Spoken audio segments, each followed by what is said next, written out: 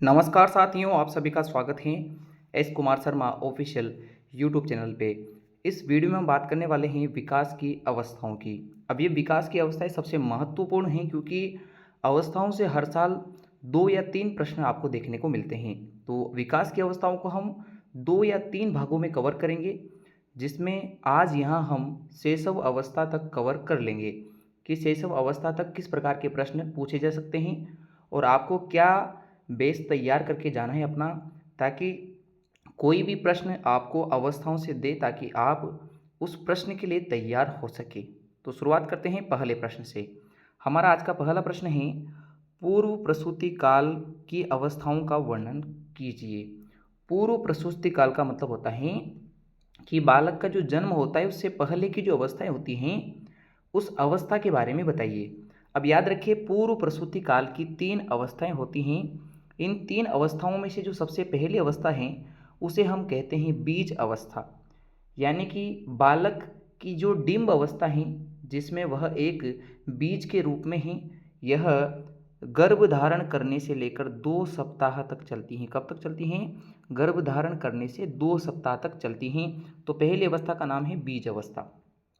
फिर 2 सप्ताह के बाद 16वें दिन से लेकर 2 महीने 60 दिन तक जो अवस्था चलती है उसे हम कहते हैं भ्रूण अवस्था, यानी कि एम्ब्रियो स्टेज। फिर जो तीसरी अवस्था आती है उसे हम कहते हैं प्रेगनेंसी पीरियड, गर्भ अवस्था। तो आपका इस प्रश्न का सही जवाब क्या होगा? बीज अवस्था, उसके बाद आती है भ्रूण अवस्था और उसके बाद आती है गर्भ अवस्था। वापस समझा देते हैं। 3 अवस्थाएं हैं पूर्व प्रसूति काल की। पहली अवस्था को बीज अवस्था कहते हैं, जो गर्भ धारण करने से 2 सप्ताह तक चलती हैं। फिर 2 सप्ताह से लेकर 2 महीने तक जो आपके अवस्था चलती हैं उसे कहते हैं भ्रूण अवस्था। फिर 2 माह के बाद बालक के जन्म तक की जो अवस्था होती है, 2 महीने बाद से लेकर जन्म तक की, उसे अपन कहते हैं गर्भ अवस्था। तो ये हम अवस्थाओं को सीख चुके हैं और कौन सा कर्म है ये भी हमने जान लिया है।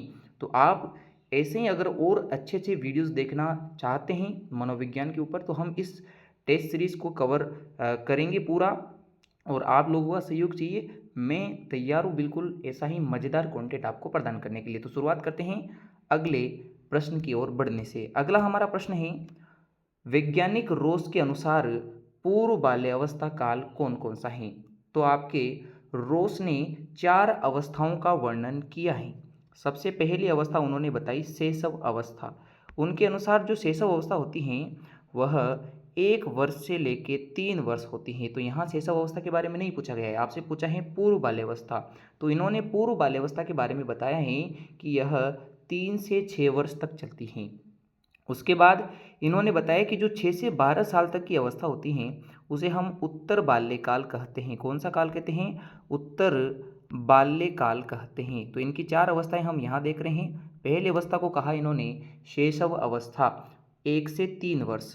फिर इन्होंने कहा पूर्व बाल्यावस्था, वह है 3 से 6 वर्ष।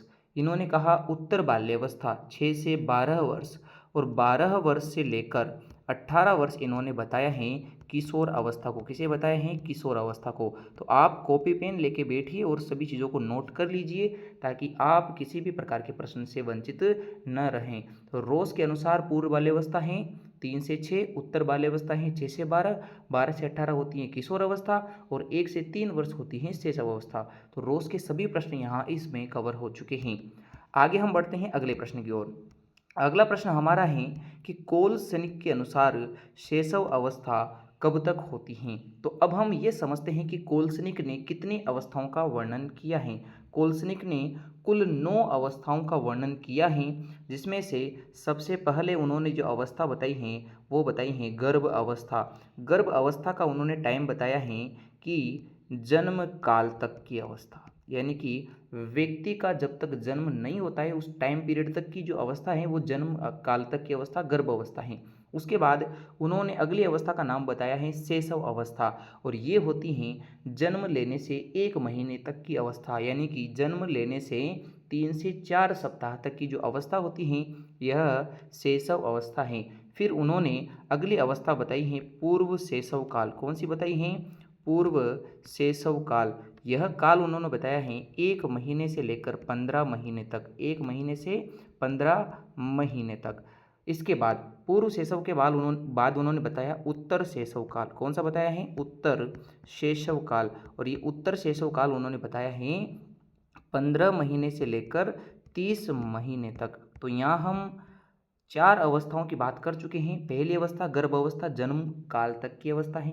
दूसरी शैशव अवस्था है, जो जन्म लेने से 3-4 महीने तक चलती हैं, 3-4 सप्ताह तक चलती हैं। और फिर पूर्व शैशव काल बताया उन्होंने 1 से 15 माह तक। उसके बाद उत्तर शैशव काल बताया है 15 महीने से लेकर आपके 30 माह तक। फिर आगे बढ़ते हैं। अगला इन्होंने बताया है पूर्व बाल्य अवस्था। कौन सी बाल्य अवस्था बताई है? पूर्व बाल्य अवस्था। ये इन्होंने बताई है 2.5 वर्ष से लेकर आपके 5 वर्ष तक। कब से कब बताई हैं? 2.5 वर्ष से लेकर 5 वर्ष तक। मैं आपको अवस्थाएं गिना रहा हूँ, आप इसको नोट कर लीजिएगा। उसके बाद है मध्य बाल्य अवस्था। कौन सी बाल्य अवस्था? मध्य बाल्य अवस्था। इन्होंने बताई है 5 वर्ष से लेकर 9 वर्ष तक। फिर इन्होंने बताई है उत्तर बाल्य अवस्था। तो उत्तर बाल्य अवस्था इन्होंने बताई है 9 वर्ष से लेके 12 वर्ष। फिर इसके बाद इन्होंने किशोर अवस्था के बारे में बताया। किसके बारे में बताया है? किशोर अवस्था। किशोर अवस्था को इन्होंने बताया है 12 वर्ष से लेके 15 वर्ष। कितना बताया है? 12 वर्ष से लेके 15 वर्ष। और उत्तर किशोर अवस्था इन्होंने बताई है, उत्तर किशोर अवस्था इन्होंने बताई है 15 से लेकर 21 वर्ष। तो एक एक करके हम सब अवस्थाओं को देख लेते हैं। वापस आपको समझा देता हूँ। इन्होंने गर्भ अवस्था बताई है जन्म काल तक, शैशव अवस्था बताई है जन्म से लेकर 3 से 4 सप्ताह तक, पूर्व शैशव काल 1 से 15 महीने तक का, उत्तर शैशव काल 15 महीने से लेकर 30 महीने, और 30 महीने बाद यानी 2.5 वर्ष के बाद पूर्व बाल्यकाल शुरू हो जाता है। फिर मध्य बाल्यकाल 5 से 9 वर्ष तक, उत्तर बाल्यकाल 9 से 12 वर्ष तक, किशोर अवस्था इन्होंने बताई है 12 से 15 वर्ष तक, और उत्तर किशोर अवस्था बताई है 15 से 21 वर्ष तक। तो इस प्रकार कोलसनिक ने 9 अवस्थाओं का वर्गीकरण किया है। हमारे प्रश्न का सही उत्तर तो क्या है? जन्म से 3-4 सप्ताह। अब अगले प्रश्न की ओर बढ़ते हैं। अगला हमारा प्रश्न है कि कोलसनिक ने किशोर अवस्था कौन सी बताई है? यह भी महत्वपूर्ण प्रश्न है। अभी हमने देखा कि उन्होंने किशोर अवस्था तो बताई है आपके 12 से 15 तक। क्या बताई है? 12 से 15 तक। ये तो है एग्जैक्ट किशोर अवस्था के बारे में। किंतु आपसे पूछे कि कोलसनिक ने उत्तर किशोर अवस्था कितनी बताई है? किसके बारे में? उत्तर किशोर अवस्था। तो आपको बताना है 15 से लेकर 21 वर्ष। तो उत्तर किशोर अवस्था उन्होंने बताई है 15 वर्ष से लेकर 21 वर्ष के बीच। तो ये हम समझ चुके हैं। वीडियो पसंद आ रहा है तो लाइक ज़रूर करें।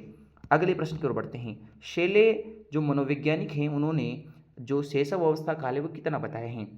अब शेले के वर्गीकरण को समझते हैं। शेले ने 3 तरीके का वर्गीकरण दिया है। इन्होंने बताया है कि जो सबसे पहली अवस्था है वो है शैशव अवस्था। ये जो अवस्था होती है शैशव अवस्था, ये जन्म से लेकर 5 वर्ष तक चलती हैं, यानी कि 0 से 5 वर्ष तक चलती हैं। उसके बाद अगली अवस्था आती है बाल्य अवस्था, और ये बाल्य अवस्था चलती हैं 6 से 12 वर्ष तक। इसके बाद आती है किशोर अवस्था, और ये किशोर अवस्था चलती हैं 12 से लेकर 18 वर्ष। तो इनके बारे में ये 3 वर्गीकरण आपको याद रखना है कि शेले ने शैशव 0 से 5, बाल्य अवस्था 6 से 12 और किशोर अवस्था 12 से 18 बताई हैं। अब बढ़ते हैं अगले प्रश्न की ओर। अगला प्रश्न है हरलोक का वर्गीकरण। तो हरलोक ने कई सारी अवस्थाएं बताई हैं, उनमें से जो आपके काम की अवस्था है मैं आपको समझा देता हूँ। सबसे पहले हरलोक के अनुसार गर्भ अवस्था को समझना है कि गर्भ अवस्था उन्होंने कितना बताया है। तो गर्भ अवस्था को उन्होंने बताया है कि जन्म तक की अवस्था, गर्भधान से लेकर जन्म होने तक की अवस्था है, उसके पहले तक की अवस्था वो कहलाती है गर्भावस्था। फिर इन्होंने शैशव काल जो बताया है, शैशव अवस्था वो बताई हैं कि जन्म से लेकर 2 सप्ताह तक। कब तक? जन्म से लेकर 2 सप्ताह तक की जो अवस्था है उसे हम कहते हैं शैशव अवस्था। फिर इन्होंने बताया है बचपन अवस्था। तो इनके अनुसार जो बचपन होता है वह 3 सप्ताह से यानी कि 3rd सप्ताह से लेकर 2 वर्ष तक चलता है। कब तक चलता है? 2 वर्ष तक। तो गर्भ अवस्था जन्म तक की या जन्म पूर्व तक की अवस्था, शैशव अवस्था जन्म से 2 सप्ताह तक की अवस्था, बचपन अवस्था 3 सप्ताह से लेकर 2 वर्ष तक की अवस्था, और इन्होंने वय संधि काल बताया है जो बाल्य अवस्था के समाप्त होते होते और किशोर अवस्था के प्रारंभ में आता है, वो हैं 12 से 14 वर्ष। तो याद रखना है इनके अनुसार, हरलोक के अनुसार जो वय संधि काल हैं वो हैं 12 से 14 वर्ष। शैशव काल होता है जन्म से 2 सप्ताह तक, और बचपन अवस्था होती है तीसरे सप्ताह से 2 वर्ष तक की। अब हम अगले प्रश्न की ओर बढ़ते हैं। अब प्रश्न आपसे पूछ रहा है, बताइए कि हरलोक के अनुसार बचपन अवस्था कब तक की है। तो अभी आपको मैंने बताया कि शैशव का नाम लेके पूछे तो शैशव अवस्था तो उन्होंने बताई थी जन्म होने से लेकर 2 सप्ताह तक, 2 वीक तक बताई हैं। और 3rd वीक से लेकर 2 ईयर्स का होने तक, 2 साल का होने तक का जो पीरियड है वह हरलोक ने बताया है बचपन की अवस्था, यानी बचपन अवस्था काल। तो यह सभी वर्गीकरण हम सीख चुके हैं। अब हम आते हैं अगले प्रश्न की ओर। अगला हमारा प्रश्न है कि निम्न में से कौन सा ऐसा मनोवैज्ञानिक है जिसने बाल बाड़ी, जिसको हम स्कूल ऑफ इन्फेंसी कहते हैं, स्कूल ऑफ इन्फेंसी, तो इन्फेंसी जो स्कूल हैं वह किसने स्थापित की हैं। बच्चों का शिशु विद्यालय, बालबाड़ी, स्कूल ऑफ इन्फेंसी जो जिसने खोला था उसका नाम है कोमेनियस। तो कोमेनियस ने 1628 में यह बालबाड़ी की स्थापना की, और 17वीं सदी में सबसे पहले बच्चों के बारे में सोचने वाले मनोवैज्ञानिक भी यही हैं। सर्वप्रथम बालक का वैज्ञानिक अध्ययन करने वाले व्यक्ति का नाम है पेस्टालोजी। इन्होंने अपने 3.5 वर्षीय पुत्र पर अध्ययन करके बेबी बायोग्राफी लिखी। क्या लिखी है? Baby biography. तो बेबी बायोग्राफी लिखने के कारण और अपना वैज्ञानिक दृष्टिकोण बच्चों पे रखने के कारण इनको बाल मनोविज्ञान का जनक कहा जाता है, पेस्टालोजी को। तो ये आपको याद रख के चलना है। जबकि मनोविज्ञान के जनक कौन हैं? अरस्तु हैं। तो मनोविज्ञान के जनक तो हैं अरस्तु। बाल मनोविज्ञान के जनक कौन हैं? वो हैं पेस्टालोजी। और बालबाड़ी की स्थापना किसने की है? वो आपके हैं कोमेनियस। तो यहाँ हम सामान्य जानकारी लेते हुए आगे बढ़ रहे हैं। अब हम अगला प्रश्न पढ़ते हैं। प्रश्न है कि बीज अवस्था के दौरान बालक पोषण कहाँ से प्राप्त करता है। जब वह बीज या डिंब अवस्था में होता है, जो पूर्व प्रसूति काल यानी जन्म लेने से पूर्व की पहली अवस्था है, तो उस अवस्था में वह पोषण यानी कि वह अपनी वृद्धि किस चीज़ से कर रहा है। तो बालक बीज अवस्था के अंदर जो पोषण प्राप्त करता है वो प्राप्त करता है योग से। किससे प्राप्त करता है? योग। तो योग ऐसा तरल पदार्थ हैं, ऐसा तरल पदार्थ हैं जो बीज अवस्था के दौरान बालक को पोषण प्रदान करता है। और बीज अवस्था कब से कब चलती हैं? तो बीज अवस्था चलती हैं गर्भधारण करने से लेकर 2 सप्ताह तक, 2 वीक्स तक।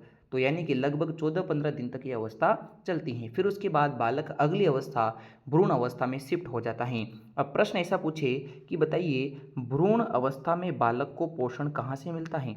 तो भ्रूण अवस्था में बालक को पोषण मिलता है प्लेसेंटा से, जिसको हम अपरा भी कहते हैं। क्या कहते हैं? अपरा।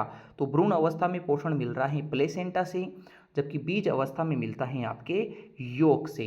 तो प्लेसेंटा भ्रूण अवस्था, बीज अवस्था योग। तो ये हम समझ चुके हैं। बढ़ते हैं अगले प्रश्न की ओर।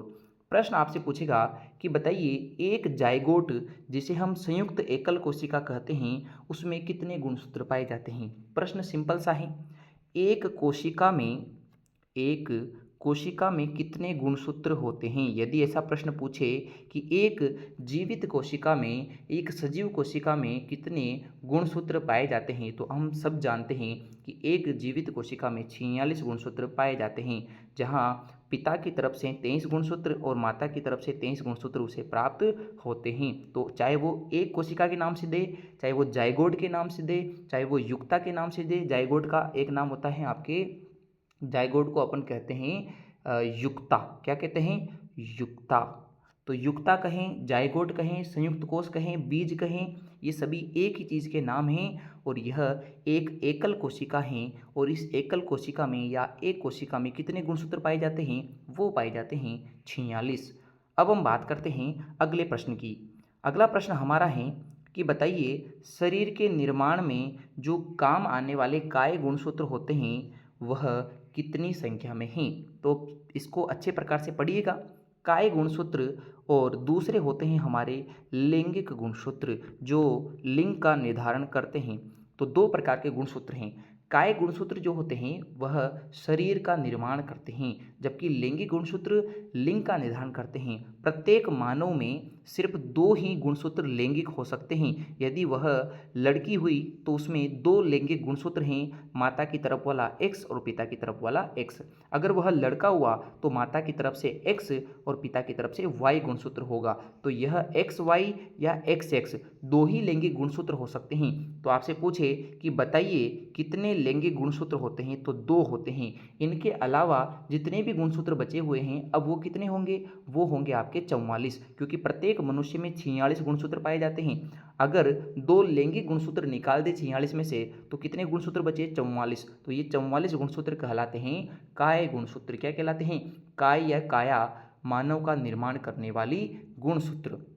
तो एक मनुष्य में 46 गुणसूत्र और 46 में से 2 तो लैंगिक गुणसूत्र, तो बचे हुए 44 काय गुणसूत्र कहलाते हैं। तो यहाँ तक का आपको समझ में आया होगा।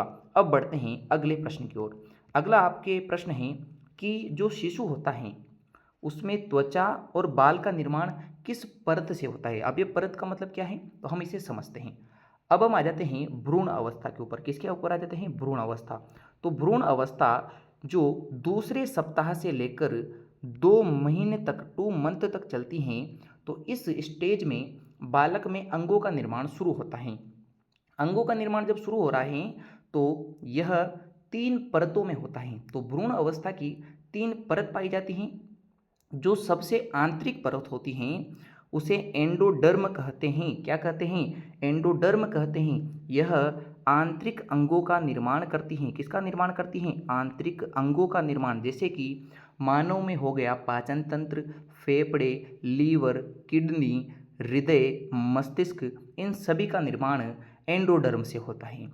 फिर बीच की जो परत पाई जाती हैं उसको अपन कहते हैं मीसोडर्म या मध्य परत।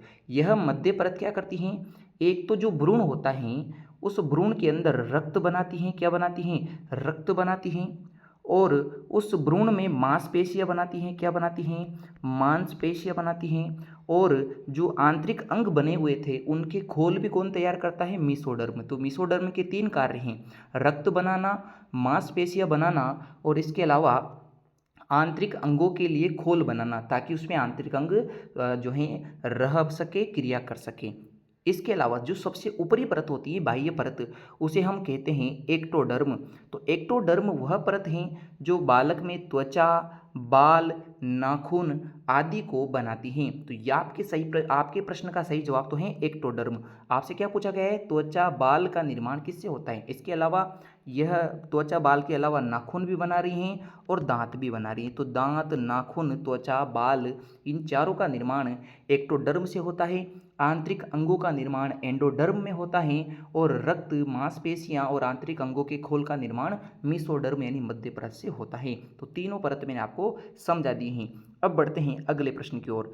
अब आपसे पूछ रहा है कि ऐसा कौन सा हार्मोन है जो बालक में, जो माता में आपके गर्भाधान यानी गर्भ को बनाए रखने और गर्भ को आगे बढ़ाने के लिए जिम्मेदार हैं। तो गर्भधान के लिए, गर्भधारण करने के लिए जो हार्मोन मदद करता है उसे कहते हैं आपके प्रोजेस्टेरोन हार्मोन। कौन सा है? Progesterone hormone. तो माता में गर्भधारण करने में मदद करने वाला जो आपके हार्मोन है उसका नाम तो है आपके प्रोजेस्टेरोन। कोई जो बालिका होती हैं उसमें द्वितीयक लैंगिक लक्षण यानी किशोर अवस्था के प्रारंभ में जो लक्षण प्रकट होने लगते हैं वह एस्ट्रोजन हार्मोन के कारण आते हैं। प्रसव जो है कराने में मदद करने वाला हार्मोन होता है रिलैक्सिन।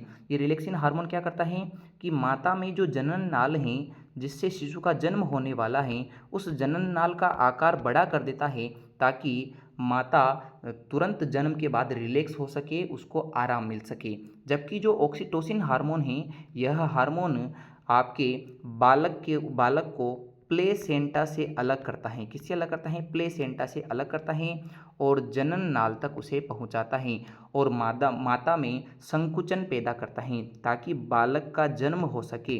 तो बालक के जन्म पूर्व में मदद करता है ऑक्सीटोसिन। जन्म होने के लिए दर्द कम करने का जो कार्य करता है वो है रिलैक्सिन हार्मोन और प्रोजेस्टेरोन हार्मोन गर्भधारण में मदद करता है। तो चारों हार्मोन मैंने आपको समझा दिए हैं। अब बढ़ते हैं अगले प्रश्न की ओर। अगला प्रश्न है कि मानव में हृदय, लीवर आदि किस परत से बनते हैं? अभी आपको बताया कि हृदय, लीवर, किडनी, मस्तिष्क, फेफड़े, पाचन तंत्र वगैरह आपके आंतरिक अंग हैं और इन आंतरिक अंगों का निर्माण आंतरिक परत से होता है जिसे हम एंडोडर्म कहते हैं। तो एंडोडर्म इसका सही उत्तर होगा। अब बढ़ते हैं अगले प्रश्न की ओर। आपसे पूछा गया है कि बताइए वह कौन सा मनोवैज्ञानिक है जिसने ये कहा है कि बालक जन्म के समय उसका जो मस्तिष्क होता है बालक का वह कोरे कागज के समान या टेबुला रासा होता है। तो ये कहने वाले हैं जॉन लोक। जॉन लोक ने ये कहा कि बालक का मस्तिष्क टेबुला रासा के समान है जब वो जन्म लेता है, कोरे कागज के समान है, उसमें कुछ नहीं है। अब यदि प्रश्न ऐसा पूछता कि मुझे कोई भी बालक दे दो, मैं उसे कुछ भी बना सकता हूं, तो आपको याद रखना है वो वॉटसन ने कहा है। वॉटसन का प्रश्न तो ये है कि मुझे कोई भी बालक दे दो, मैं उसे कुछ भी बना सकता हूं, डॉक्टर, इंजीनियर वगैरह ये सब। जबकि प्रश्न ऐसा पूछे कि कोरे कागज के समान मस्तिष्क है, टेबुलर ऐसा है, तो यह किसने कहा है? जॉन लोक ने कहा है। बढ़ते हैं अगले प्रश्न की ओर। प्रश्न आपका है कि बताइए कौन सी विशेषता शैशव अवस्था की नहीं है। जब हमने आपको मनोविज्ञान कैप्सूल के नाम से हमारे इसी चैनल पे आपको वीडियोस पढ़ाए हैं, तो उसमें शैशव अवस्था को काफ़ी अच्छे प्रकार से समझाया है। तो इनके अलावा जो विशेषताएं बच जाएगी आप उसे वहाँ से ज़रूर पढ़ें, क्योंकि वो वीडियोज भले ही 5-10 मिनट के हो सकते हैं, किंतु आपके लिए वो सर्वाधिक उपयोगी हैं। जो कार्य आप अपनी नोट्स से नहीं कर पा रहे हैं वो उससे काफ़ी अच्छे तरीके से हो जाएंगे। तो शैशव अवस्था की विशेषताओं को हम समझते हैं। शैशव अवस्था में बालक सर्वाधिक तेजी से बढ़ता है, चाहे वो शारीरिक वृद्धि की बात करें चाहे वो मानसिक वृद्धि की बात करें। तो मानसिक और शारीरिक विकास जिस अवस्था में सर्वाधिक तेजी से होता है उसका नाम है शैशव अवस्था। तो तीव्र विकास काल है, ये सही बात है। जिज्ञासा का काल है, बालक इस अवस्था में जन्म से लेकर 5-6 साल का बालक होता है तो वह प्रश्न पूछता है जिज्ञासा अवस्था। तो ये बहुत अच्छी बात है। अनुकरण भी करता है, माता पिता को फॉलो करता है, अपने से बड़ों को फॉलो करता है, जैसा वो करते हैं उनके जैसा करने का प्रयास करता है। तो कौन सी चीज़ नहीं करेगा? तो वो है तार्किक चिंतन, लॉजिकल जो है थिंकिंग उसमें नहीं आ सकती। यह अगली अवस्थाओं के लिए है। तो बालक एक तो यहाँ नैतिकता भी नहीं दर्शा पाता। नैतिकता मतलब मोरालिटी, अच्छे बुरे का उसको भेद नहीं है, मानवता का उसको भेद नहीं है।